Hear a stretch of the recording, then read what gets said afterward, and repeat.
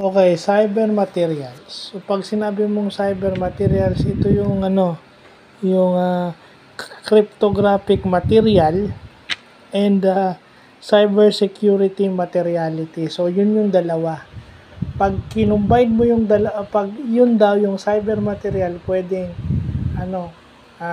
cyber cyber cryptographic material at cyber security materiality. So yun lang yung dalawa na yun.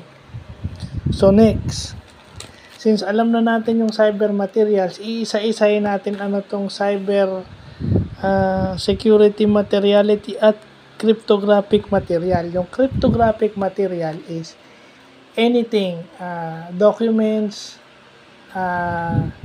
devices or equipment that contains cryptographic information. So yung mga cryptographic devices mo, that is what you call cryptographic materials. Kasama yung document kung paano siya gumagana, paano siya ayusin.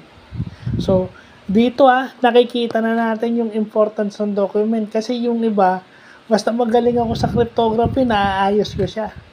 Pero hindi mo tinitingnan yung document, para kang gumagamit ng device na hindi mo tinitingnan yung manual. Lahat ng devices may manual. So, ito na yan. Practical example ko na lang. Yung cyber security materiality, ito yung mga information na importante sa stakeholders. It simply denotes material weakness. So yung material weakness na yon, it simply shows yung internal control ng company is mahina. Okay? So ilalagay ko na lang din sa description yung pahapyaw dito, pero sama-sama na sila dito sa vlog na to. So, yun lang siya, no? Diniscuss ko yung cyber material, yung cryptographic material, cyber security materiality, at material weakness. So, yun pala ibig sabihin ng mga yan na napaka-importanting malaman.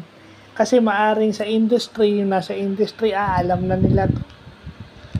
Yung iba naman, maaring ginagawa na nila pero hindi nila alam yung tawag or nakalimutan nila yung tawag. Lagay na lang natin sa ganun. Kaya nga, dapat nire-review nyo. Sa akin, bago.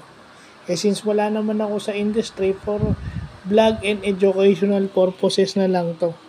So, kung makakatulong to sa inyo, edi good. Yun naman talaga ang purpose natin, no? Makapag-share. Hindi kumita.